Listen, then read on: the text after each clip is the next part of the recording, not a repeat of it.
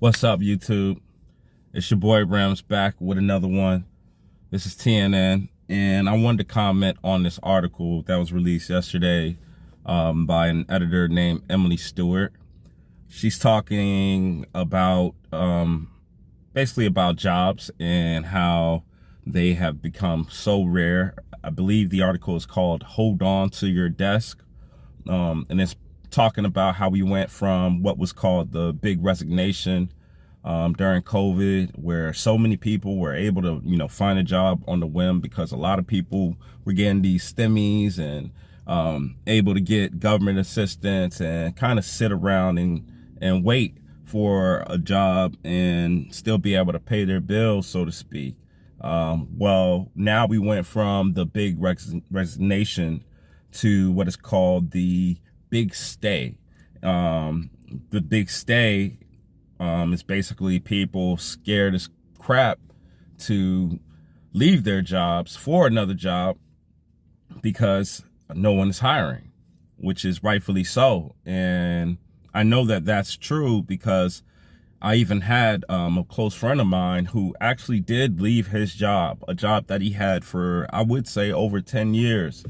And he wanted to transition to something that was more Monday through Friday. The job he was leaving, had great benefits, definitely paid competitively in terms of the market. And it was, it was a great job. It just was not ideal in terms of work-life balance, meaning that a lot of times he will be coming home and his kids are asleep. And most people who have a 9 to 5 have the enjoyment of at least, picking up their kids from school. So nonetheless, he tried that job out, and he actually took a pay cut and ended up not being ideal for him. And he went back to that job that he was working before, even though that he didn't have the same convenience of being able to work a 9 to 5. He's now working obviously at a job that's at least paying him enough to support his family. And these are kind of the things that we wrestle with as Gen Z and millennials with, what's the right thing to do.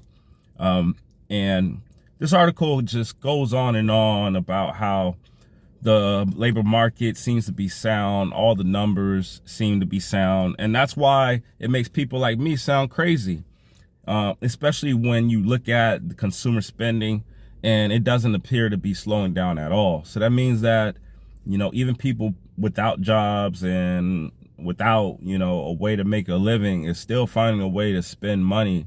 And I'm wrestling with that because I'm wondering, what are these people spending money on other than, basic goods that everybody needs?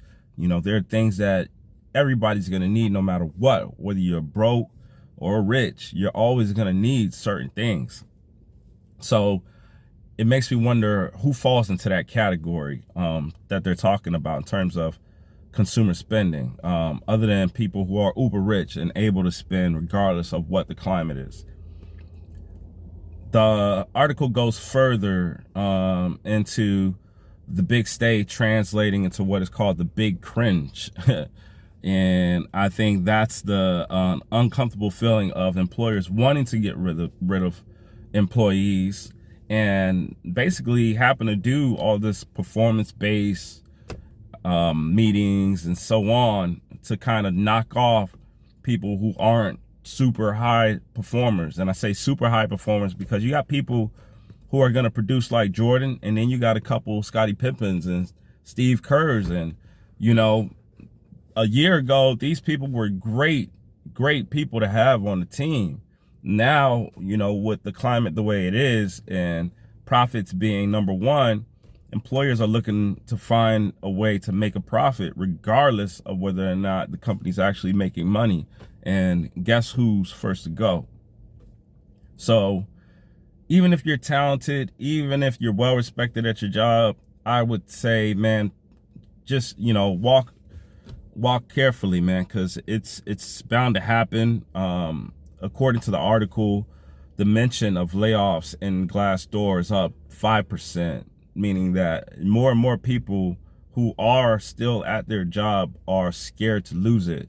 They're talking more and more about, they're scared about being laid off, or that a whole department got laid off, and so on. So there's just a lot that's going on right now, and the article really just stressed that more and more people are feeling uncertain with the tariffs and expected things to get better with this new administration. And I mean, you gotta give it to this new administration that a lot of changes have been made and policies have been put out there, and it's only been, such a short amount of time. So a lot of this is currently inherited, not trying to sound like I'm supporting either party, but a lot of this right now is still the remnants of what we've been experiencing in the past, 2020 to 2024 and so on. So I just kind of wanted to shed light on that article and how it's basically saying nothing has gotten better, and how all the stats are saying that it's the complete opposite. Everything's good. Everybody's able to spend money. Everybody's able to, travel, so to speak, blah, blah, blah. No one has gotten a raise in the last 4 years, blah, blah, blah. It's the same old stuff that we've been reading. And yeah, the fact that it came out yesterday, I was looking to hear some more stats, more solid stats that kind of represent what a lot of Americans are feeling. And unfortunately, I don't know if the stats are fudged, or if they're delayed, or if, people are just crazy. But I know I check Reddits, I check, comments, I check with colleagues in my industry, and everybody is saying the same thing. So it makes me wonder, what is the big miscommunication and where that's happening. So please like and subscribe if you can relate. And if you want to add to this, if you've been reading other articles that can conflict with this, if you think this is all bullcrap, please comment. I love it. And do subscribe for sure. If you want to continue hearing more reactions on articles like this and in general. Till then, this is TNN. Be easy.